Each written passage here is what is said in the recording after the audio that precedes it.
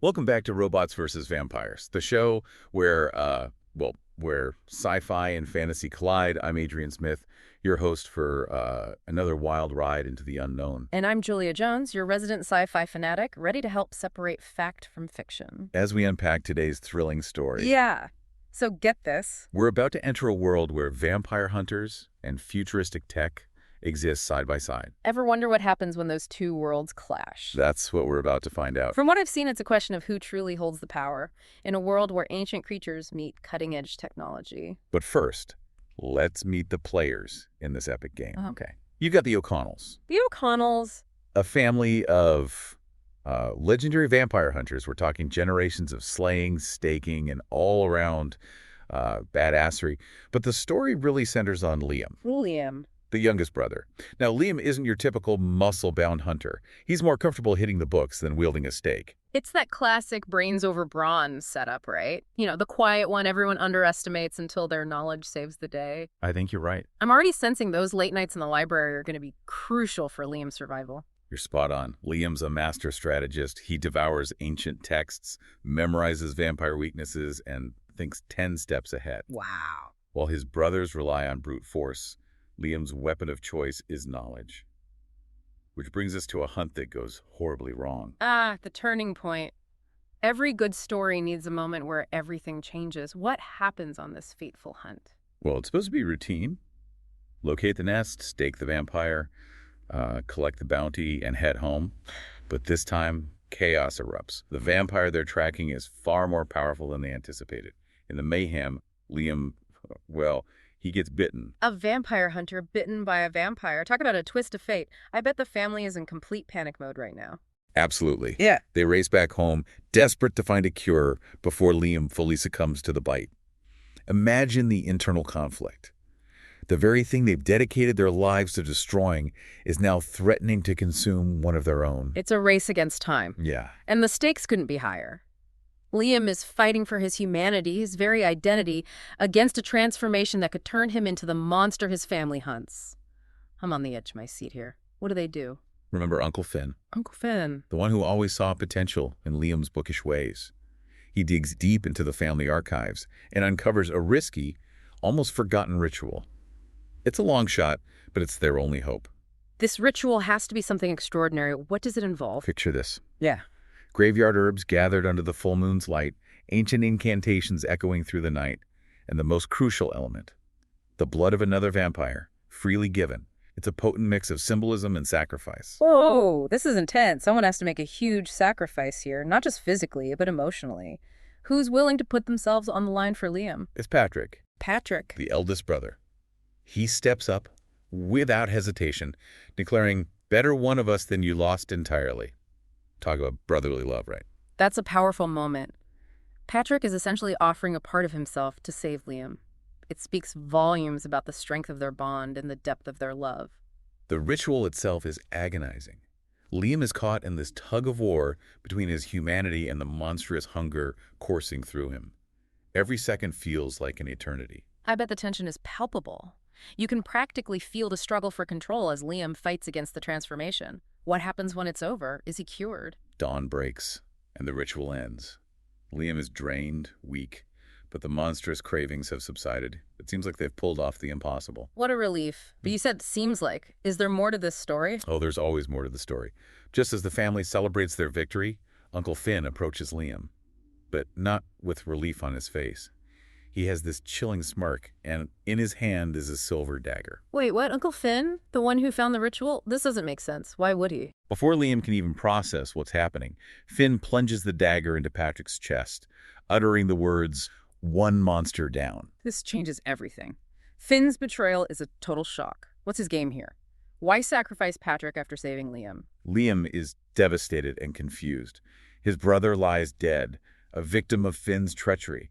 The whole thing feels so senseless. This raises so many questions. Why would Finn orchestrate all of this? What did he mean by one monster down? This has me completely hooked. Finn finally reveals his true colors, explaining that he never intended to cure Liam. He needed Liam to become the bridge, the key to something far more sinister. A bridge? To what? I have a bad feeling about this. Finn has his sights set on a legendary hidden vampire sanctuary, a place rumored to hold immense power. He needs Liam, now with a connection to the vampire world, to lead him there. Wow, Liam's been manipulated, his brother sacrificed, and now he's got this power-hungry uncle on his trail. What does he do? Fueled by grief, rage, and the fear of what he's becoming, Liam makes a daring escape, vanishing into the night. This is where Liam's book smarts come in, right? He's got to use everything he's learned to survive this.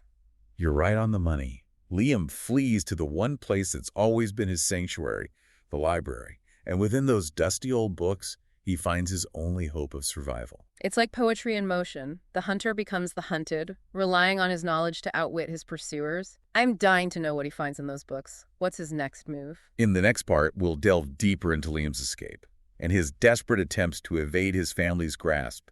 Trust me, you won't want to miss this. Welcome back to Robots vs. Vampires, where the impossible becomes reality and the lines between hunter and hunted blur with every passing shadow. I'm Julia Jones, eager to dive back into this thrilling world of ancient lore and family secrets. And I'm Adrian Smith, ready to uncover what Liam's next move is as he faces betrayal and a monstrous transformation. Last time we left our hero on the run, betrayed by his own family, his knowledge, his only weapon against those who trained him. And let's not forget about Uncle Finn, the mastermind behind this twisted scheme, lurking in the shadows, hoping to exploit Liam's newfound connection to the vampire world. You know, it's fascinating how this story flips the script on the typical vampire hunter narrative.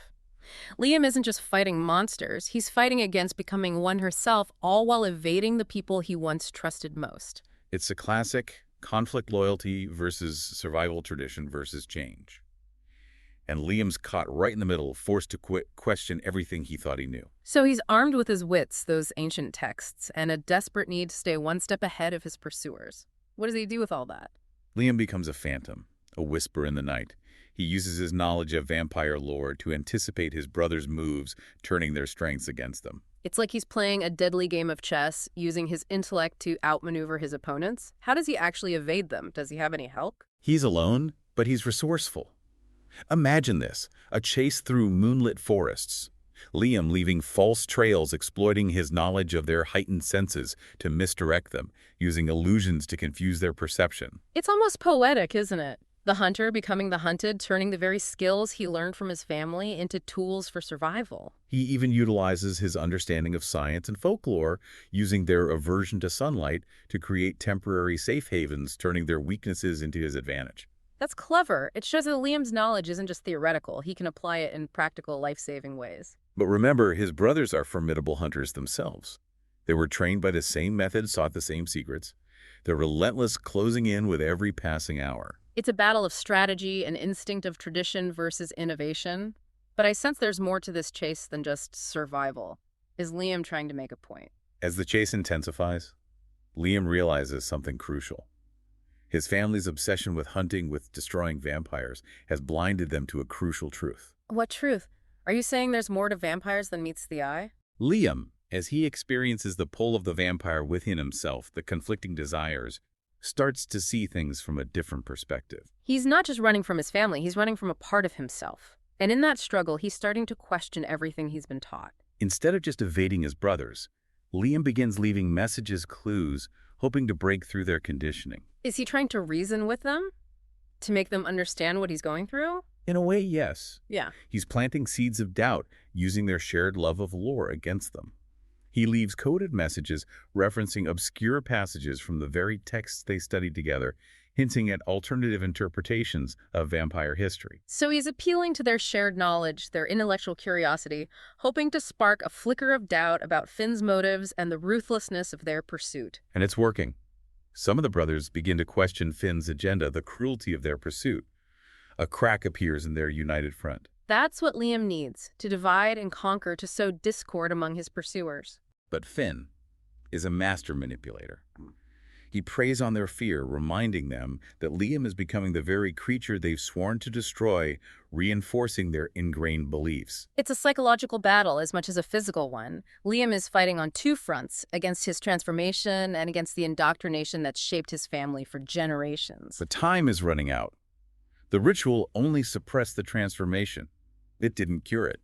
Liam is changing, becoming more vampire with every passing moment. What kind of changes is he experiencing? Is he losing his humanity? He's caught between two worlds. His senses are heightened, his strength amplified, but his aversion to sunlight grows stronger. The hunger, the thirst, it's becoming increasingly difficult to resist. So he's facing this internal battle while simultaneously trying to outmaneuver his family and unravel the truth about vampires. Liam finds himself at a crossroads. He could embrace the power, succumb to the darkness, and join the very creatures he once hunted. Or he could continue to fight for his humanity, clinging to the hope of a cure, a way to bridge the divide between his two worlds. This is where we have to leave Liam for now, on the brink of a life-altering decision, his fate hanging in the balance. What will he choose? Will he become the monster his family fears, or will he forge a new path, one that challenges everything they thought they knew about vampires?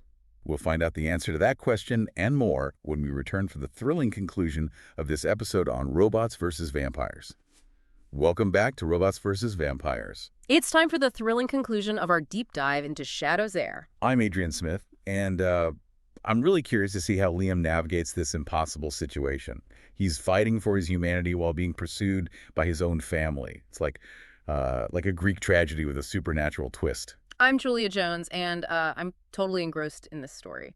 We left Liam at a crossroads, facing a choice that could redefine his life and his family's legacy. So let's dive back in. When we left off, Liam was being hunted by his brothers, manipulated by his power-hungry Uncle Finn, and grappling with his own transformation. It seemed like he was trapped between a rock and a hard place. But Liam, being Liam, he's not one to give up easily. What's his next move? Well, instead of succumbing to despair, Liam uses his knowledge and strategic thinking to turn the tables. He decides to use Finn's obsession with the vampire sanctuary to his advantage. Interesting. So instead of just running, he's taking control of the situation. He's using Finn's greed as a weapon against him. It's a risky move, but it might be his only chance. Exactly.